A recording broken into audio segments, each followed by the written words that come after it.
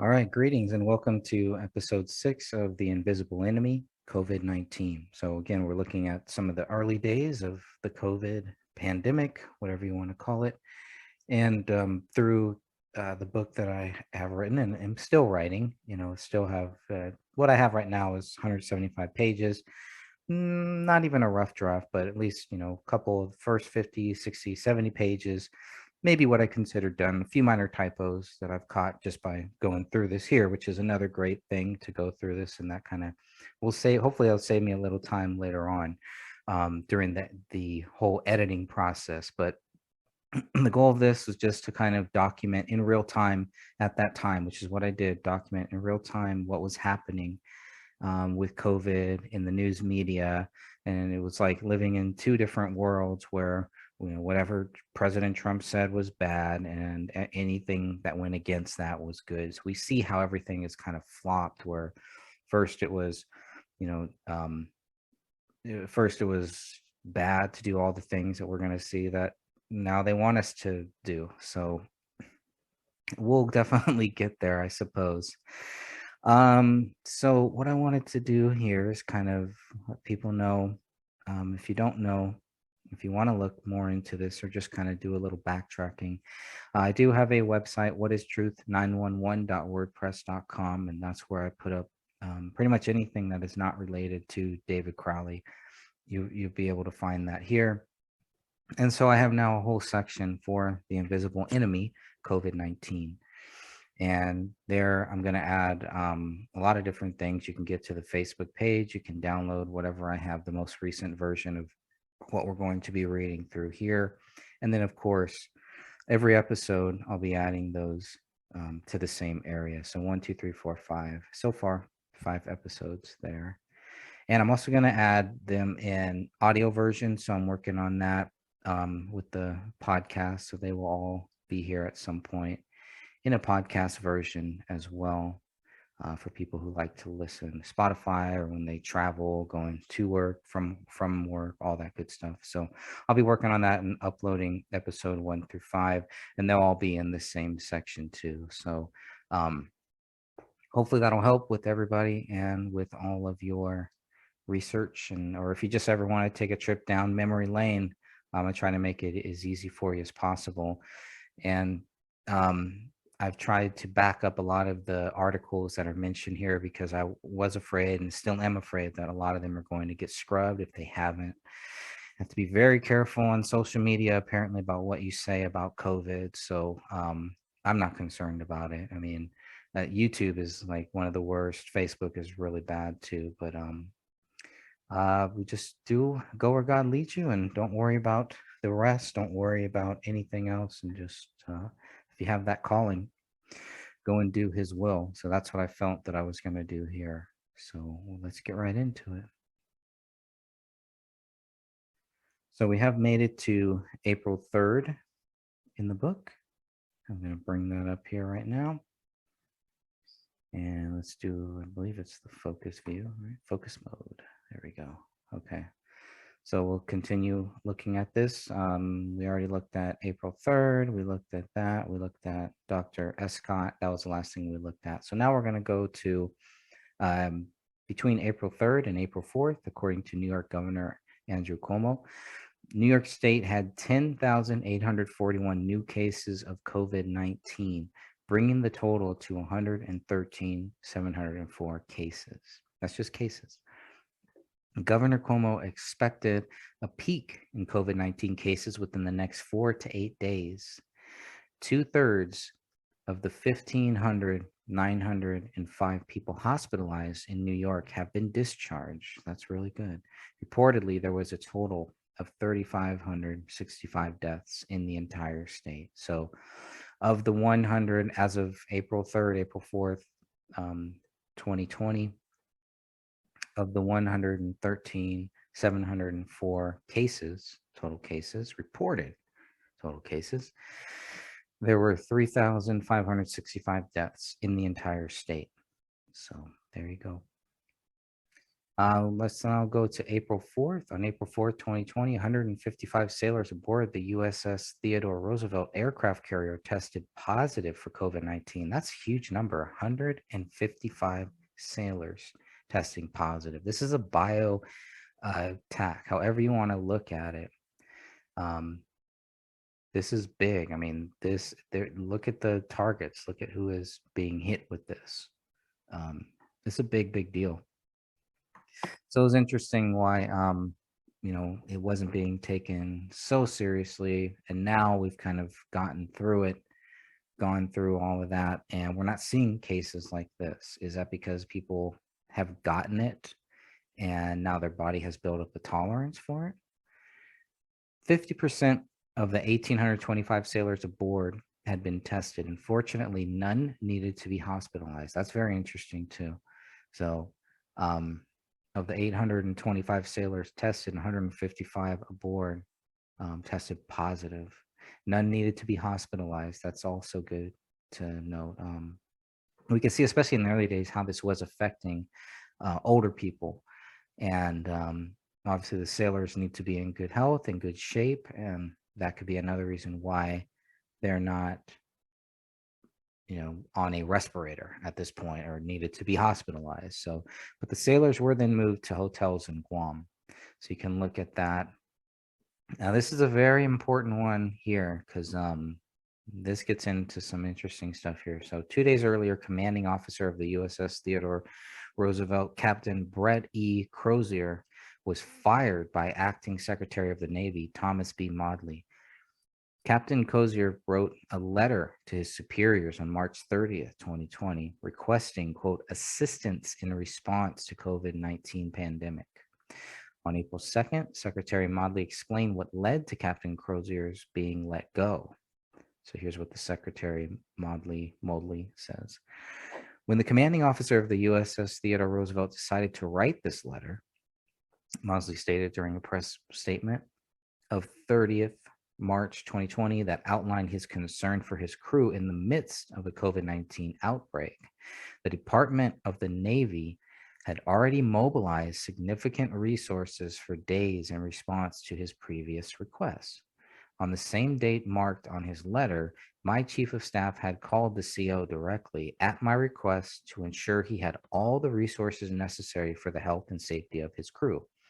The CO told my chief of staff that he was receiving those resources and was fully aware of the Navy's response, only asking that he wished the crew could be evacuated faster. My chief of staff ensured that the CO knew that he had an open line to me to use at any time. He even called the CO again a day later to follow up. At no time did the CO relate the various levels of alarm that I, along with the rest of the world, learned from his letter when it was published 2 days later. The letter was sent over non-secure, unclassified email, Secretary Maudley continued. Even though the ship possessed some of the most sophisticated communications and encryption equipment in the fleet. That's pretty interesting. So he could have sent it classified, secured, but didn't for whatever reason. In my judgment, Maudley continued, relieving him of his command was in the best interests of the United States Navy and the nation in this time when the nation needs the Navy to be strong and confident in the face of adversity. The responsibility for this decision rests with me. I expect no congratulations for it, and it gives me no pleasure in making it. Captain Crozier is an honorable man who, despite this uncharacteristic lapse of judgment, has dedicated himself throughout a lifetime of incredible service to our nation.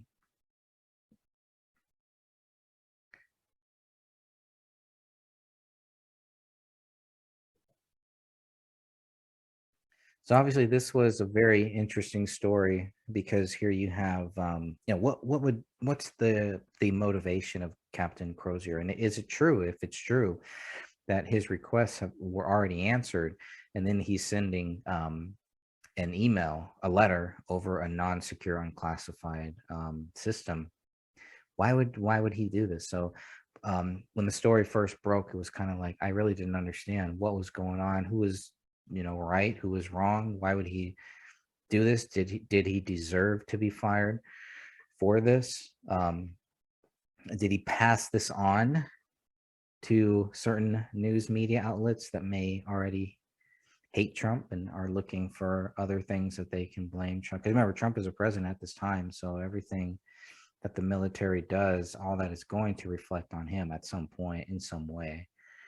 So, but you can read that in AmericanMilitaryNews.com.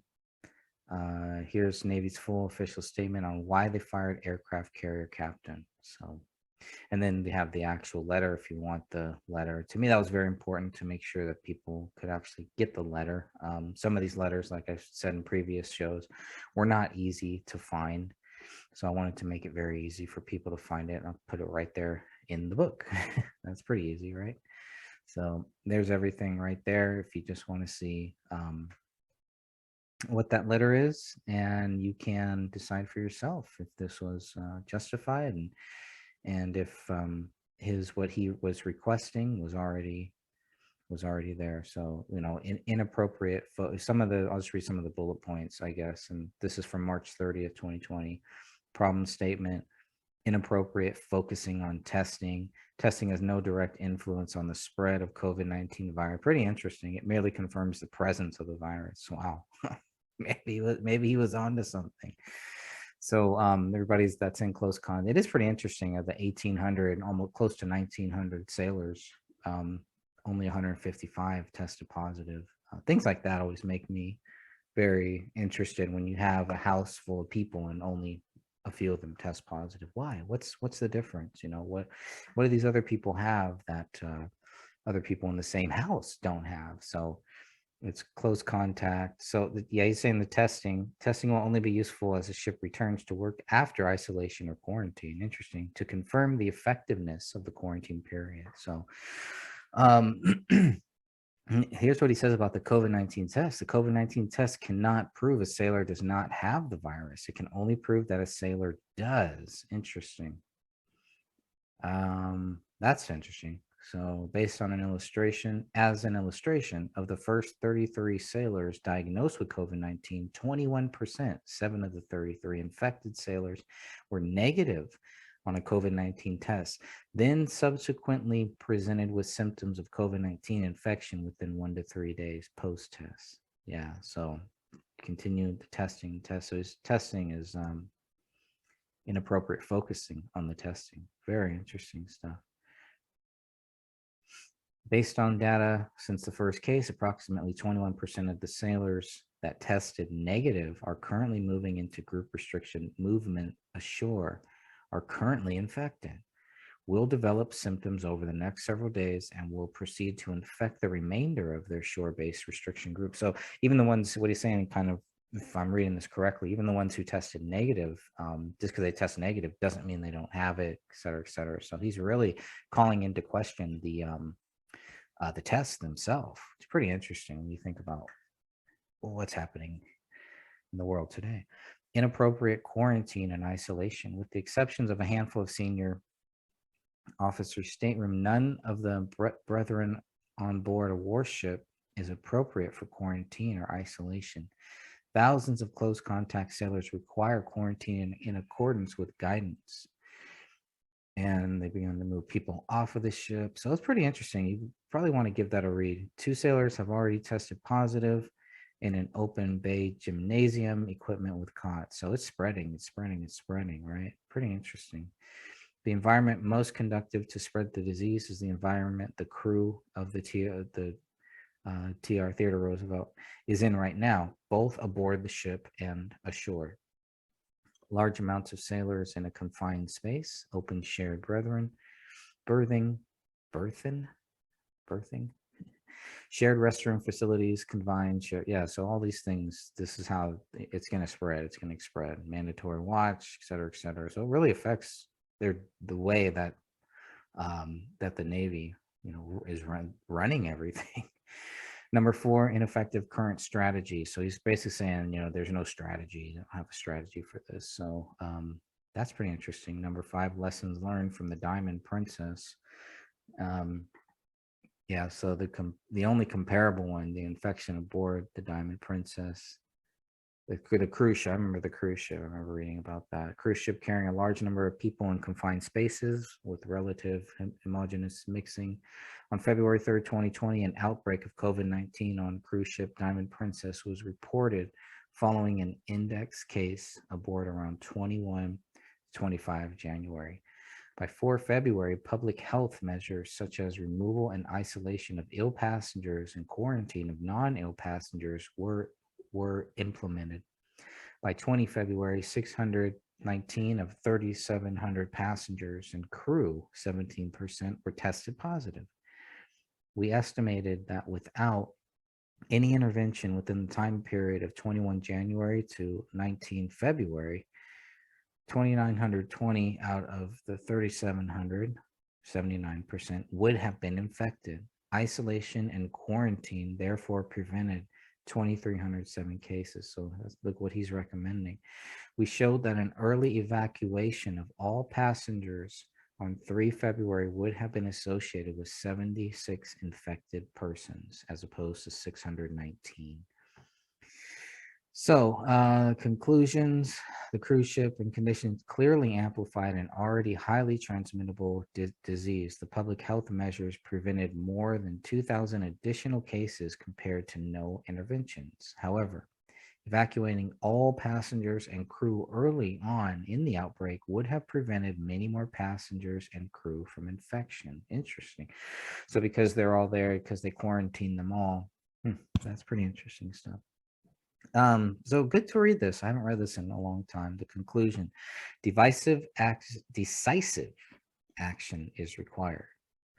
Removing the majority of personnel from a deployed U.S. nuclear aircraft carrier and isolating them for 2 weeks may seem like an extraordinary measure. A portion of the crew would have to stay aboard to run the reactor plant, sanitize the ship, ensure security, and provide for contingency response to emergencies. This is a necessary risk. It will enable the carrier and air wing to get back underway as quickly as possible while ensuring the health and safety of our sailors.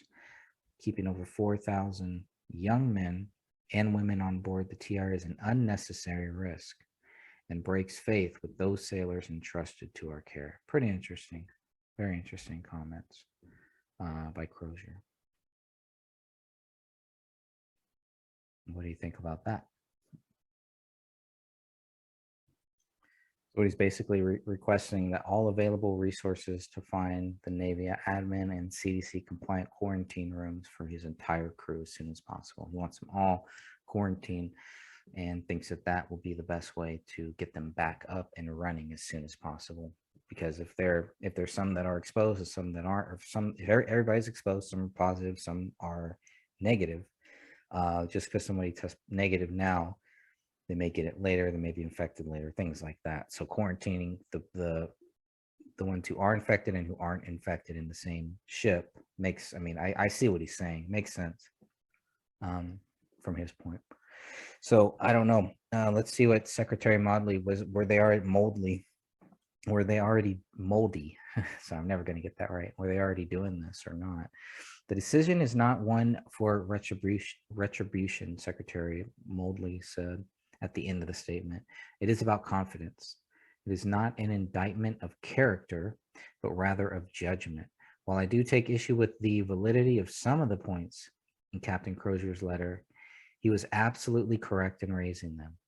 It was the way in which he did this, by not working through and with his strike group commander to develop a strategy to resolve the problems he raised, by not sending the letter to and through his chain of command, by not protecting the sensitive nature of the information contained within the letter appropriately, and lastly, by not reaching out to me directly to voice his concerns after that avenue had been provided to him through my team. That was unacceptable. Let me be clear. You all have a duty to be transparent with your respective chains of command, even if you fear they might disagree with you. This duty requires courage, but it also requires respect for that chain of command and for the sensitivity of the information you decide to share in the manner you choose to share it. So that's pretty interesting. I'm kind of understanding a little bit more about both sides, just kind of rereading through this. But Yeah, like there's a way to do it. Obviously, you don't want to do it because if you want to do it through a secure communication process, because if the enemy is listening, the visible enemies out there, and if they know that the ship is vulnerable, right, you don't want that getting out there to the public. Definitely not to other countries who may be able to take advantage of that situation. So I get it. I can see both sides of it.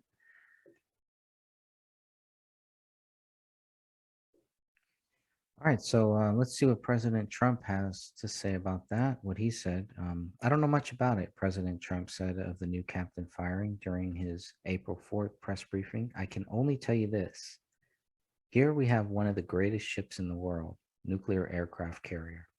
Incredible ship with thousands and thousands of people. And you had about 120 that were infected. Now, I guess the captain stopped in Vietnam and people got off in Vietnam. Perhaps you don't do that in the middle of a pandemic or something that looked like it was going to be. More importantly, President Trump continued, he wrote a letter. The letter was a 5-page letter from a captain, and the letter was all over the place. That's not appropriate. I don't think that's appropriate. Now they made their decision. I didn't make the decision. Secretary of Defense was involved. A lot of people were involved. I thought it was terrible what he did to write a letter. I agree with their decision 100%. So there you go. President Trump was also asked about Joe Biden's recent criticism, where the former vice president said Donald Trump is not responsible for the coronavirus, but he is responsible for failing to prepare our nation to respond to it. He didn't write that, President Trump responded. That was done by a Democrat operative. He doesn't write. He's probably not even watching right now. And if he is, he doesn't understand what he's watching. During the April 5th press briefing, President Trump was asked, how do you calibrate being enthusiastic and not playing doctor? Because I want people to live, President Trump responded, and I'm seeing people dying. I'm not acting as a doctor, President Trump clarified. I'm saying do what you want, but there's some good signs with the hydroxychloroquine. You've read the signs. I've read the signs. There may be an indication that if you have a problem with your heart, you shouldn't take it, what we call the Z-Pack. I would love to go to a laboratory and spend a couple of years testing something. We don't have time. We don't have 2 hours because there are people dying right now. If it doesn't help, great. If it doesn't help, we gave it a shot. That's the way I feel. Trump then reminded the press of the Right to Try Act. So go ahead and you can look at that from the FDA, the Right to Try Act. Pretty interesting stuff. And then we have some of that here. The Right to Try Act allows eligible patients to have access to eligible investigational drugs. An eligible patient is a patient who has been diagnosed with a life-threatening disease or condition, exhausted approved treatment options, and is unable to participate in a clinical trial involving the eligible investigational drug. This must be certified by a physician who is in good standing with their licensed organization or board and who will not be compensated directly by the manufacturer for certifying. That's interesting. Will not be compensated directly, just indirectly. And has provided their legal authority. So an eligible patient is also a patient who has provided or their legally authorized representative has provided written informed consent regarding the eligible investigational drug to the treating physician. An eligible investigational drug is an investigational drug for which a phase 1 clinical trial has been completed that has not been approved or licensed by the FDA for any use, for which an application has been filed with the FDA or is under investigation in a clinical trial that is intended to form the primary basis of a claim of effectiveness in support of FDA approval and is a subject of an active investigational new drug application submitted to the FDA. There's a mouthful. Who's active. So an eligible investigational drug is an investigational drug whose active development or production is ongoing and that has not been discontinued by a manufacturer or placed on clinical hold by the FDA. Mr. President, another reporter began to ask, the doctors who are treating coronavirus patients, they have the medical expertise to determine whether or not they should prescribe hydroxychloroquine. And many of them do, President Trump reminded the reporter. And there are already trials in place looking at hydroxychloroquine, the reporter continued. They should be finished in about a year, said President Trump. So why not just let the science speak for itself? The reporter asked. Why are you promoting this drug?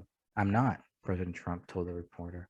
You know what I'm trying to do? I'm trying to save lives. The president reiterated, if it worked, that's great. If it doesn't, at least we tried. Very important point there. All those gotcha journalisms. I mean, if you've ever seen any of the press conferences, they're pretty entertaining, actually. I hope to get those up at some point, but there's a ton of them out there. They're very entertaining as far as what you can see, the way that the media would treat Trump, and you can compare that to how they treat Biden, asking Biden about his cats, how's your dog doing, and stuff like that. Compare that to the questions they asked President Trump here. And his press secretary can do the same thing. You can clearly see it's completely, I wouldn't want to call it government media, but shadow government media, the invisible enemies media, perhaps. Okay, here's a quote from President Trump on January, February, March, on April 6, 2020.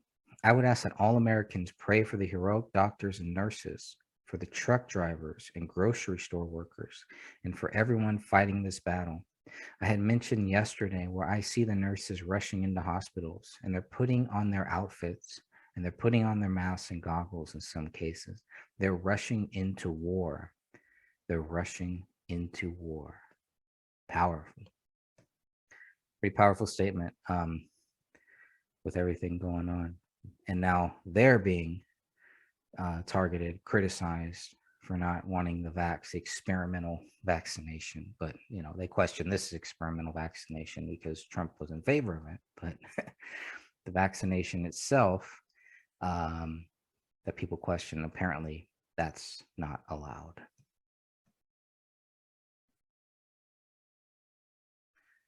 All right, here we go.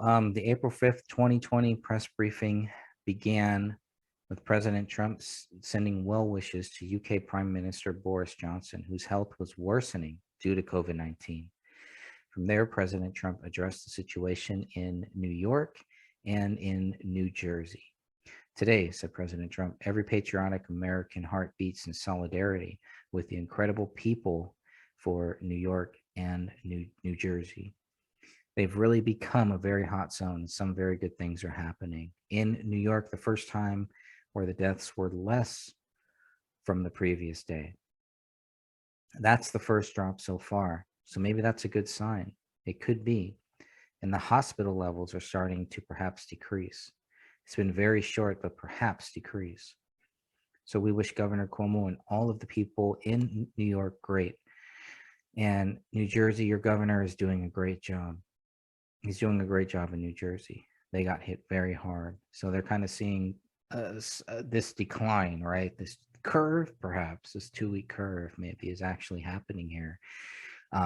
In Trump's eyes, not in the media's eyes, and not in a lot of the lamestream media's eyes either. You know, they want you to believe it's growing, growing, growing. Trump's not doing anything. People are dying, and Trump doesn't care. He wants you dead, right? That was the feeling that I got, anyways, from the way that the press corps was acting during President Trump's briefings, right? It was never a lot of praise or anything, or, you know, encouragement, or like just the questions, right, were not very constructive or productive questions. It was gotcha journalism. So but we've come to expect that from them, so not much new. The only thing new is that now who they're doing it to has exposed them, because their hatred has exposed themselves. So their hatred towards President Trump really shows us who they are, what they're made of, what their real goals are. You can clearly see it now. If you could not see it before, I mean, if you can see it now. If you still don't see it, you probably will never see it then, unfortunately. Don't let your hatred for Trump blind you. And the same thing is true. Don't let your your encouragement for Trump, or your belief in Trump, or whatever you want to call it, don't let that blind you either. But I'm a Trump supporter. I don't need to make excuses I don't need to point out what I disagree with him on. I do disagree with him on things. I don't need to point that out to anybody. You know, that's if people want to believe that I just blindly follow Trump. He's my leader. He's this. He's my God, my savior. You know, my hero, as they call him. These things. I don't care what they say. You know, my relationship is with God. God is my leader. God is my hero. God is my savior. God puts people into these places for the best and for the worst in some cases. What I've seen in my life with President Trump being in office is the absolute worst. The exposed, the light is shining in this darkness, this world, this dark world. Trump was that light. Yes, I do believe that, because he shined a light on this darkness and exposed it for what it was, for what we may have always thought that it was. And I think that's why more and more Trump supporters are growing and building, because it's not really Trump. It's not really like people are following him. It's following what the country is supposed to be.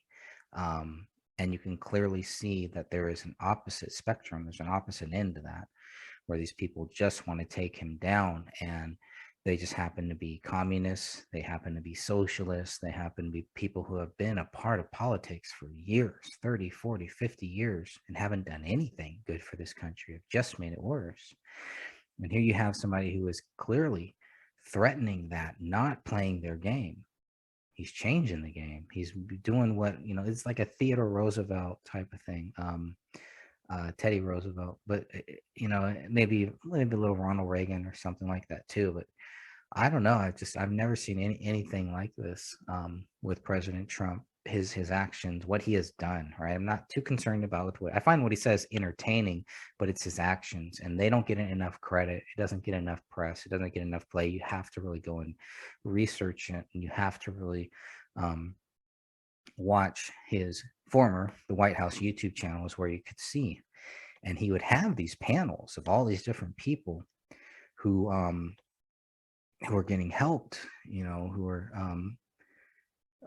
who he was helping release from prisons, things like that, trying out new drugs, experimental drugs, the gang violence, the border wall crisis, all that stuff. So it was a very calculated thing. And you could clearly see, like, he really forced the media to come out and expose who they really were, what their real motivation was. Is not to protect this country. It's complete opposite. Well, here you have this invisible enemy that is doing the exact same thing, is attacking Trump, is attacking this nation, is attacking the world, but attacking what this country, the greatest country ever, what we've built up here. It is a clear target. Well, the numbers remain very, very low in China and other places. Okay, sure. So here's what he says. This is an all-out military operation that we've waged. President Trump reminded the press in attendance and everyone watching at home, especially over the last number of weeks. 50 states and territories have now been approved for major disaster declarations, which is very unusual. Thanks to the Army Corps of Engineers, New York City's Javits Center is now one of the largest hospitals in the United States. It's designated for treatment of the virus patients and staffed by hundreds of federal medical personnel deployed from 2 Army hospital units, and they're doing a great job. This was something that we didn't expect us to do, but they needed help, and we sent federal troops. Not only troops, we also sent a lot of very talented doctors, nurses, first responders. People are now running Javits. As of Tuesday, President Trump continued, we'll have deployed over 3,000 military and public health professionals to New York, New Jersey, Connecticut, and other parts of the country. 3,000, and that number is going up. And we hope we're seeing a leveling off in the hottest spots of them all. So we'll see.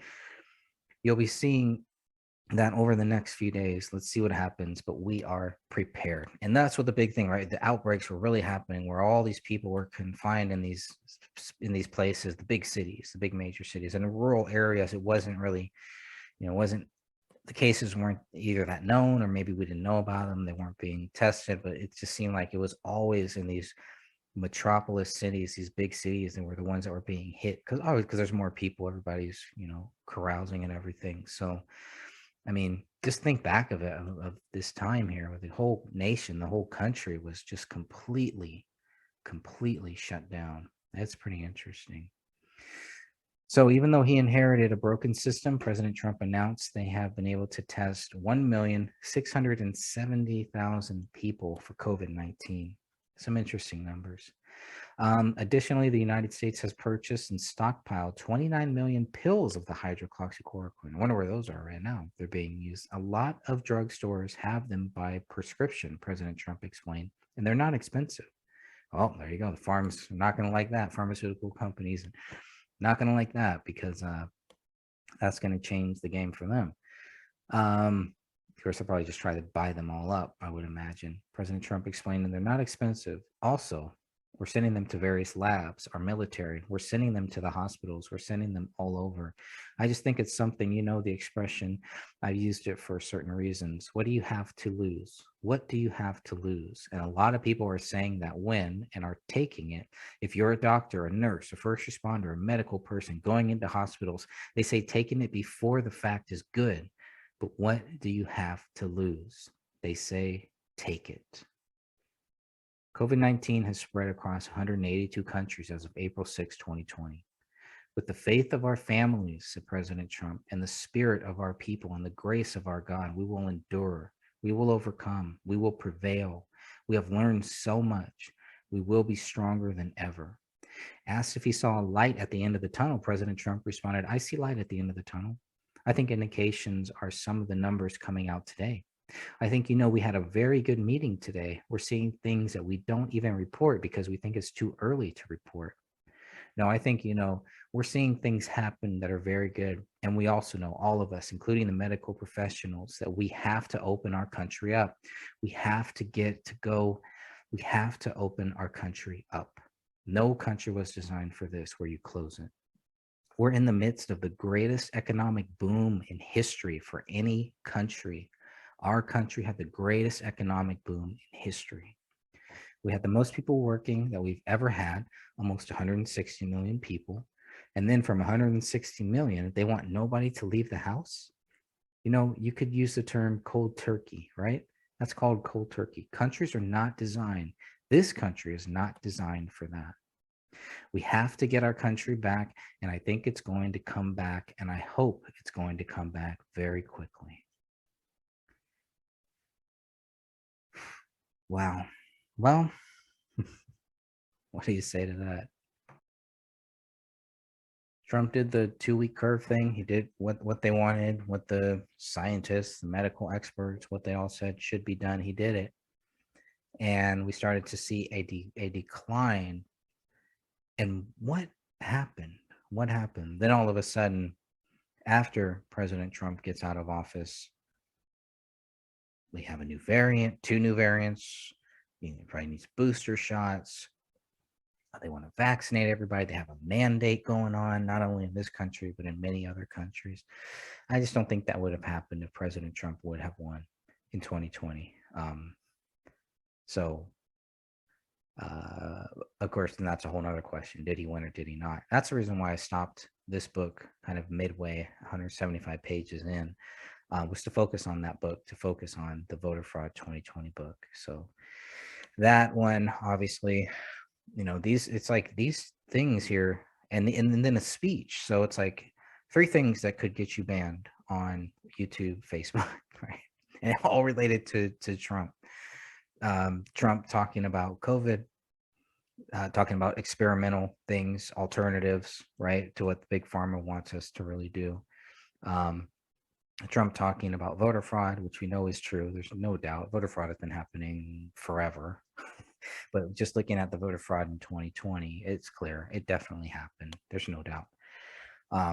And the other thing is just Trump's speeches, right? Because Trump gets blamed for the January 6th thing that happened where a bunch of idiots stormed the Congress. And I think that was part of a false flag. I think some real people got caught up in it, but I think mostly it was a big false flag, and a lot of them were let in. There's videos, there's photos that show that too, that they were let in on January 6th. Trump never advocated for what happened there, for any violence, for anything like that. For anyone to suggest that he would, they just have no idea what they're talking about. So,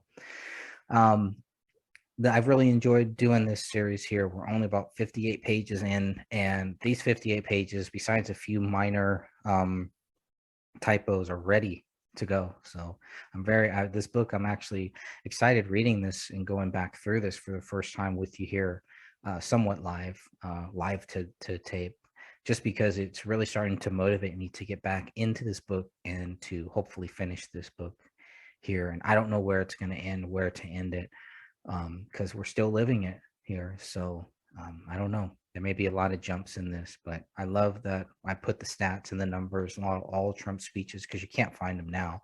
So I'm glad I have all of that stuff in there.